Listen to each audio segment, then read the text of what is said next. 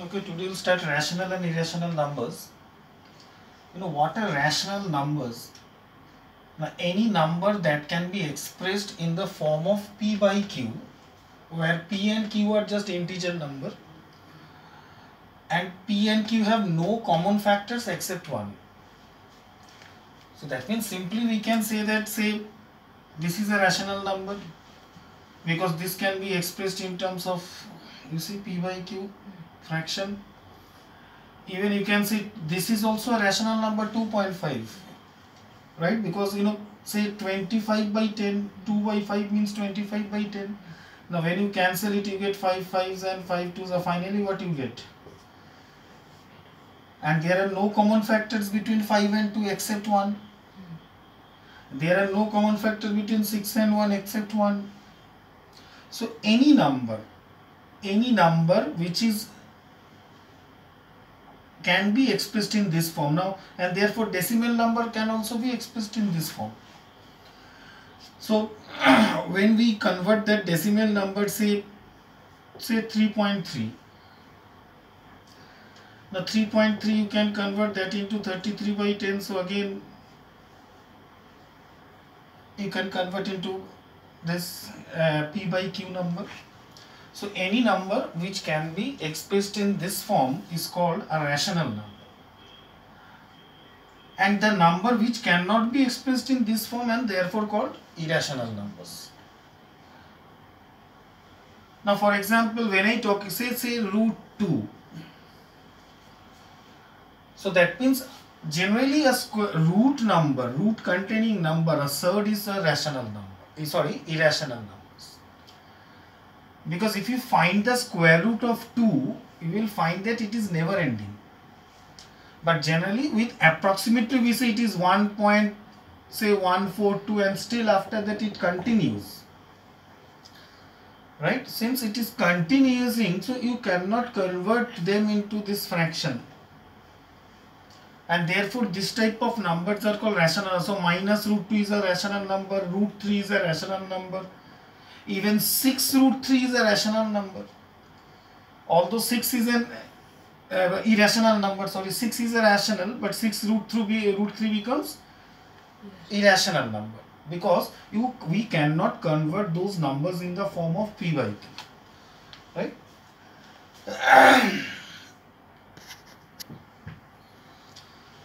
Okay, now we'll see how can we express that irrational numbers on a number line. Now you have done in class 8, you have done in equation chapter, there you have done number line, but that was a number line of rational numbers. So in a number line, what we used to do, say first you draw a line and you mark a centered 0, and then you take equal intervals. So you will get, say, root 1, 1, and then you have 2, 3, 4 and so on, and here also you have -1, -2, -3 and -4. Now we know that irrational numbers are, say, root 2 is a irrational number, root 3 is a irrational number, root 4 is a rational number because root 4 means 2, and then root 5 is a irrational number. So like this, let us just see how can we mark this root 2, root 3 and root 5. Even root 7 can be done, root 10 can be done, but in this reduced ICSE syllabus you have only root 2, root 3 and root 5. So these three are very important. Now first of all, so what we have done, we have taken equal interval. So let it be number 1, 2 and 3. So that means this point represent number 1, this point represent number 2, and we have taken equal distances with scale. Now first what we do, we'll mark root 2 first. Now for that, we'll take, say, from this 1, we'll draw a perpendicular. So this is, say, O, this is this point, let us mark this point as A, So OA, so we got what? OA is equal to 1. The distance OA is 1. And now let OA is equal to AB is equal to 1, where AB is the perpendicular. We will draw a perpendicular where AB is perpendicular to OA. So from point A we will draw a perpendicular line equal to this distance. So we can take a compass, and then first of all we'll draw 90 degree and take this measurement and cut an arc, and we can mark this as B. Now if I join OB, so this become perpendicular. Now in triangle OAB, I get OB square. I get OB square equals to OA square plus AB square, according to Pythagoras theorem. So that means what? If this distance is 1 and this distance also 1, so this become 1 square plus 1 square and this become 2, and therefore finally OB become root 2. Right? OB becomes root 2. So that means this distance is root 2. This length is root 2, because this length is 1, this length is 1. And we have joined this, we got a right angle triangle, so I can say that this distance is, this length is root 2. Now from here if I take an arc, cut an arc, take this distance. So if I put my compass here and the pencil here, and if I take an arc, draw an arc like this. So that means I get this, say P. So that means this point is root 2. Okay, this is root 2. So this point P becomes root 2. Now see, now if I take, now from P, now next point will be from P. So this is the part 1, we got root 2. Now number 2, now from P, now we will draw, say CP perpendicular, we will draw CP perpendicular to OP such that CP is equal to 1. So from here I will draw another one, so that means this length and this length will be equal. So I will draw another perpendicular here. Let us mark that as C. And now if I join this, I got OC. Now in triangle OCP, now in triangle OCP, I get OC square. I get OC square as what?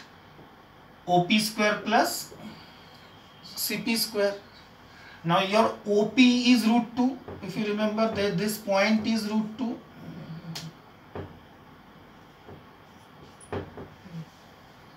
Okay, I'm just making it little bit bigger to understand.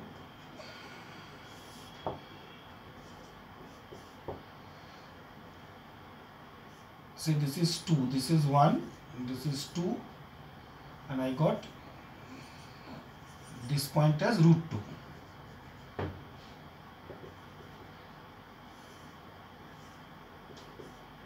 This point as root 2. So what we have done, so this is root 2 at root 2 part. Again I have drawn from there a perpendicular, and then I got OCP, right? Then OC square equals to CP square plus OP square. Then CP is root 2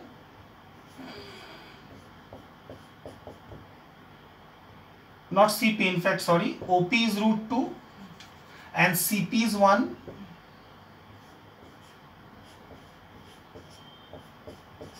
So I get 1 square plus root 2 square as 1 plus 2, I get 3, and therefore I get OC as root 3. So that means now this distance is root 3. Understand? Now, so that means this distance, now if I take this distance, this length of the arc, so from here if I draw an arc and cut the line here, so I get another point Q, so this point Q is root 3, right? Again from root 3 if I draw perpendicular, you understand how to get root 5 now. Okay, root 3 square, and at I'll take 2 at 2.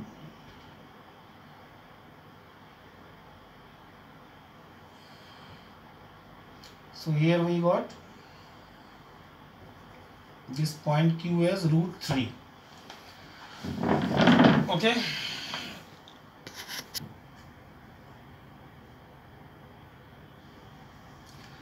Okay. Now for root 5 you draw a perpendicular at 2. Same. We have taken BC, now let it be D. And now again the same distance 1. So now you can see OP, this point at 2, say PQ at R, OR is 2, right? And from here we have drawn 1 again. And now this triangle, in this triangle, if I get OD, we'll get this distance as root 5. Because again if you see for number 3,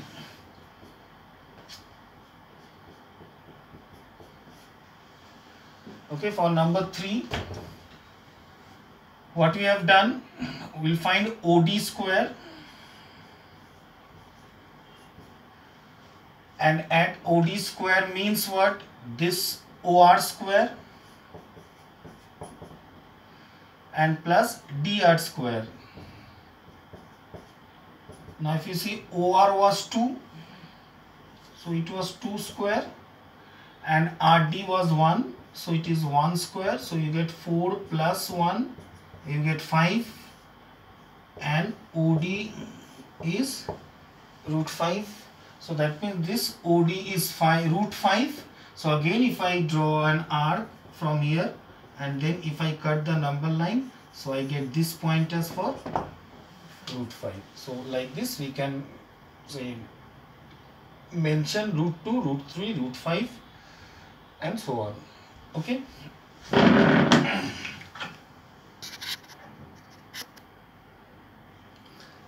Okay, again to summarize all this, what I have explained to, I have done a little bit bigger one. Again if you remember what I told, this is 1. So first you draw from at this point, you draw another one. So we have taken, take any lettering, no problem. Let this be O, this is A, this is B. So OA is 1, AB is 1, and you join this. Now according to Pythagoras theorem, I have done all the calculation. It is given in the example also. So what we get, OB square is 1 square plus 1 square, we get 2, and OB is root 2. So that means this length is root 2. So from here you take the compass and head the pencil, and then draw the arc and extend the arc to cut at the number line. So that means this point P is root 2.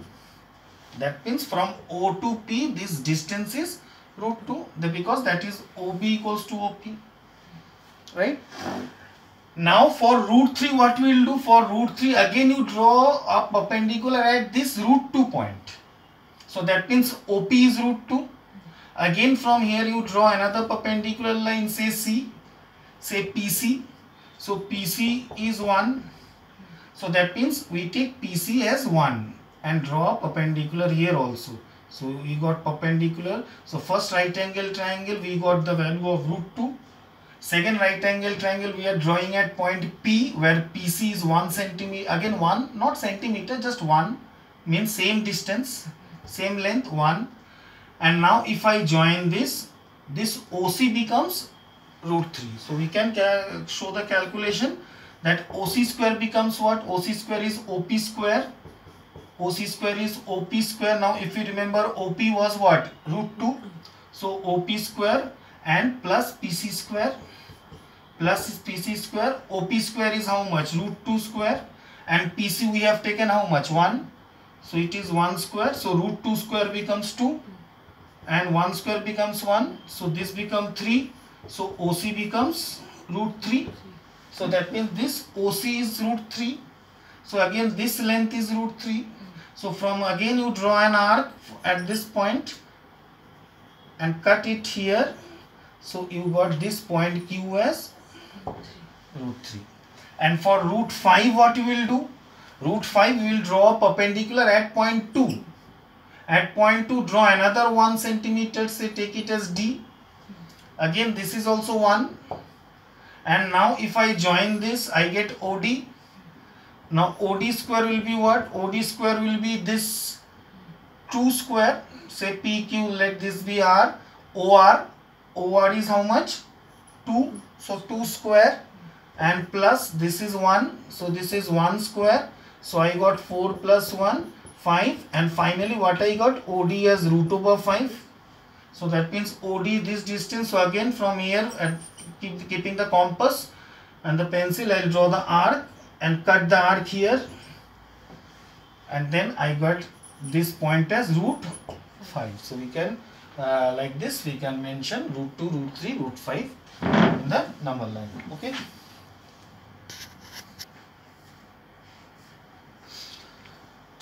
Okay, now so you have to prove, suppose root 2 is an irrational number. Now this is the theoretical proof. Now in this case what we will do, we will first, in fact we will prove root 2 is not a rational number. So this is called negative proving. So that means we are just proving root 2 is not a rational number, and since root 2 is not a rational number, therefore it is an irrational number. Now how will it start? Okay, first let us assume root 2 is rational. Okay, let root 2 be rational. I mean we are assuming.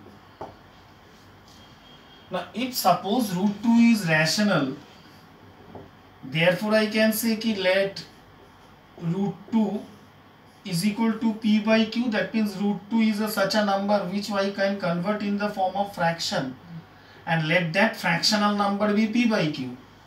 And therefore we have started, if you remember the definition of rational number, that a rational number is a number which can be converted in form of P by Q, and where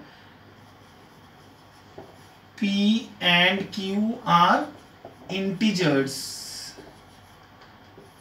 and with no common factors, right? With no common factors except 1. And therefore we are starting with let root 2 is equal to P by Q.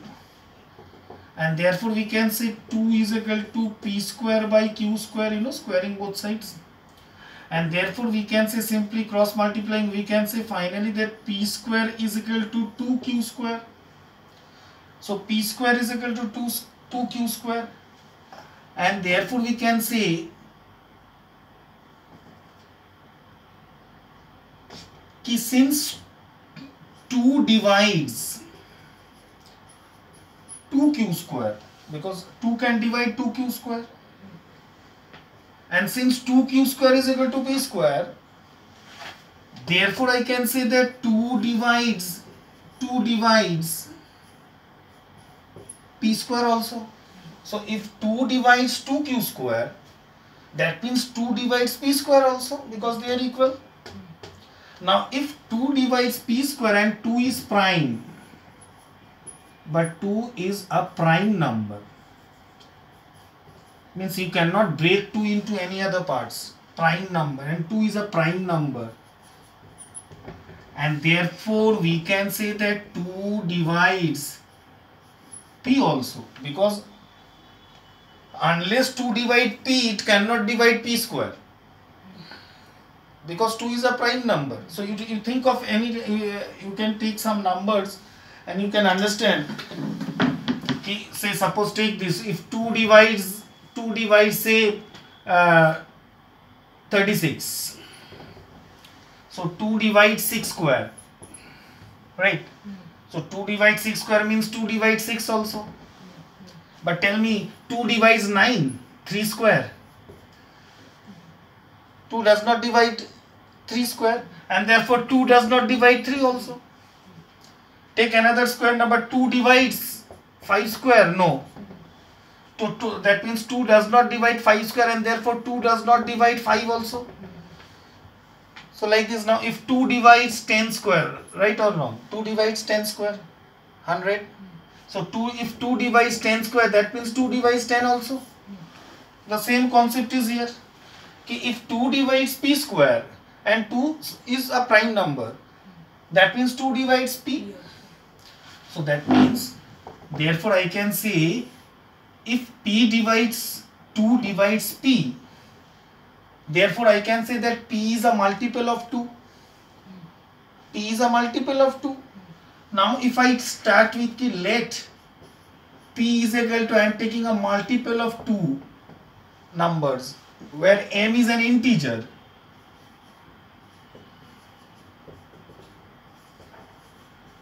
Where m is an integer. Now since 2 divides p, I can say p is a multiple of 2. So it's an integer, but it's a multiple of 2. It can be 2, 4, 6, 8, 10, 12, anything like that. And that 2, 4, 6, 8 I can convert into 2m. So where m can be 1, 2, 3, 4, 5. Now 2 into 1, 2 into 2, 2 into. So that means p, if 2 divides p, so p is a multiple of 2, and therefore I have taken let p is equal to 2m.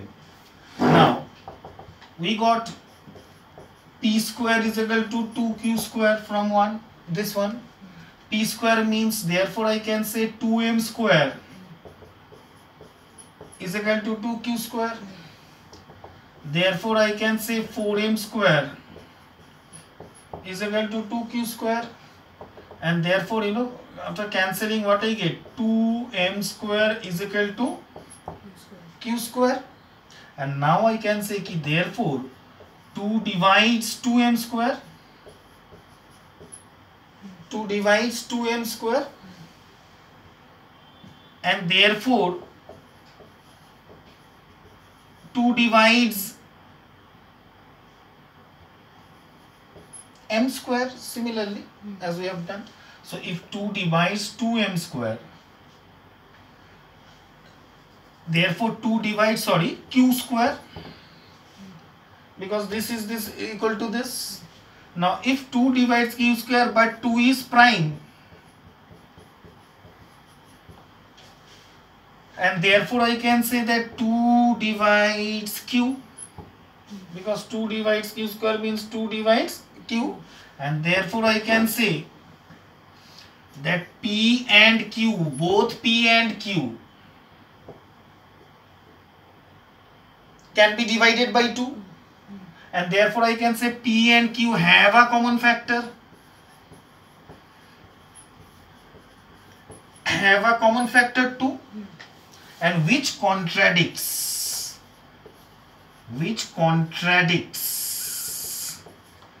that p and q have no common factors. But we have proved that p and q are having a common factor 2 except 1, means leaving 1 there are common factors also. So p and q have a common factors 2, which contradicts that p and q do not have a common factors. And therefore that means that root 2 is not a rational number, and since root 2 is not a rational number, and therefore it is an irrational number. Understand? Okay, now see another example. Similar method we can also prove that root 3 is irrational. And now sometimes they also ask if first you prove root 3 irrational and then hence prove 6 root 3 is also irrational and 5 minus root 3 is also irrational. See, first this part prove. Again similar method will start. First we'll start with let root 3 be rational. So we'll start with rational. So let root 3 be rational, and therefore let root 3 is equal to P by Q, right? Where P and Q are integers with no common factors.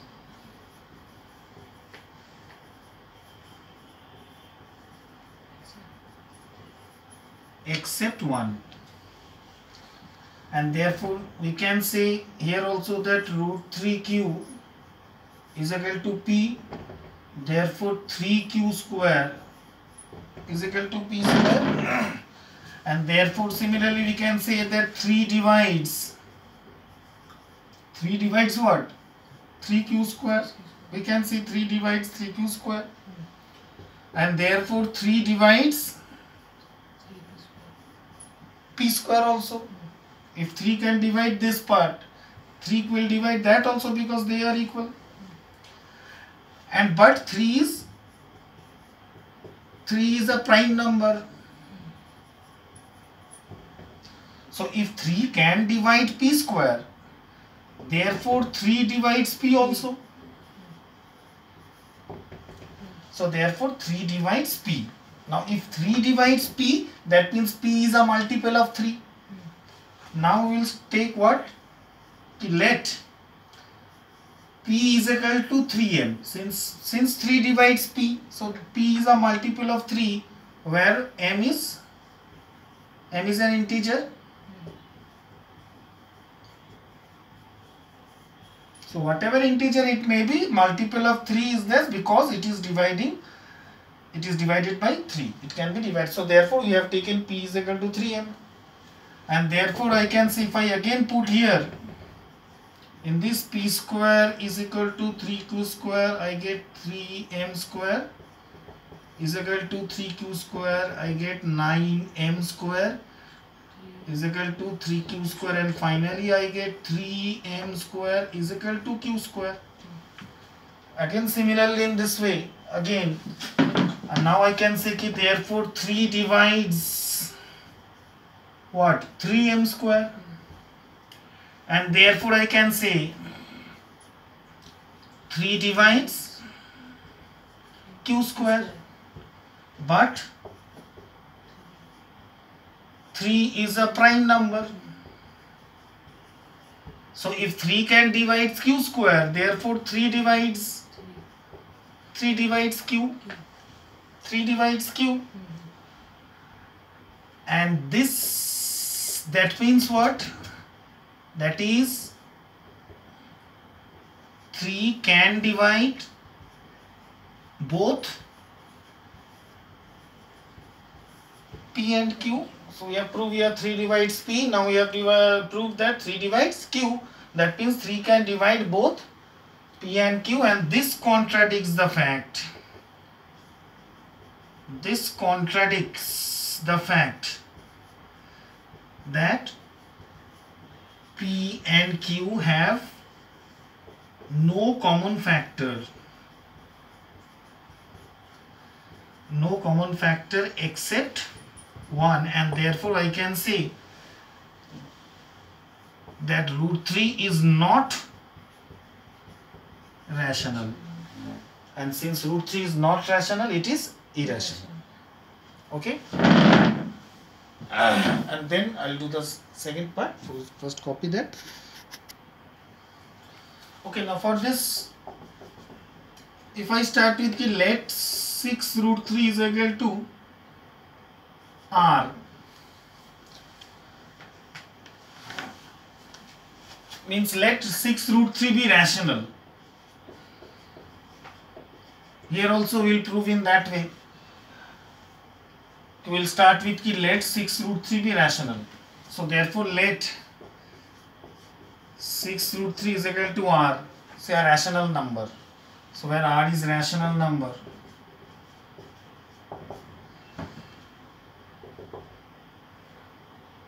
and therefore root 3 is equal to r by 6.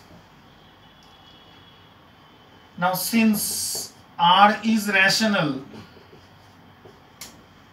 r is a rational number, therefore r by 6 is also rational. A rational number divided by a rational number is also a rational number. So that means if r is rational, then r by 6 is also rational. But we know that r by 6, but we know that root 3 is irrational.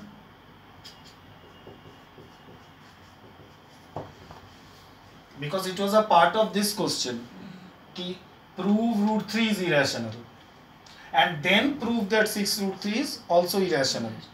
Now if root 3 is irrational, then how can r by 6 be rational? So therefore we have started with let r be rational. That means this full number we have taken as rational number, and therefore I have just kept root 3 on one side and 6 on one side. So I have started with r as rational, and therefore I got r by 6 is also a rational number. It has to be a rational number, but it is not that r by 6 is rational and root 3 is irrational, because they are equal. They has to be same. So since r is rational, therefore r by 6 is also rational, but we know that root 3 is irrational, and therefore I can say that r is not rational, and therefore 6 root 3 is irrational. Okay. Now similarly, if you see the next sum, that also will start like this, ki let 5 minus root 3 be rational. So let us assume that again this is a rational number. Now therefore I can say that let 5 minus root 3 is equal to r, where r is a rational number. Here also I can say that 5 minus r is equal to root 3. Now since r is rational, we have started with r as rational, therefore 5 minus r is rational. But you know that root 3 is irrational, and therefore I can say that 5 minus r is also irrational, and therefore r is also irrational. And if r is irrational, r means this number, and therefore I can say 5 minus root 3 is irrational. Understand this type of sum how to do? Okay.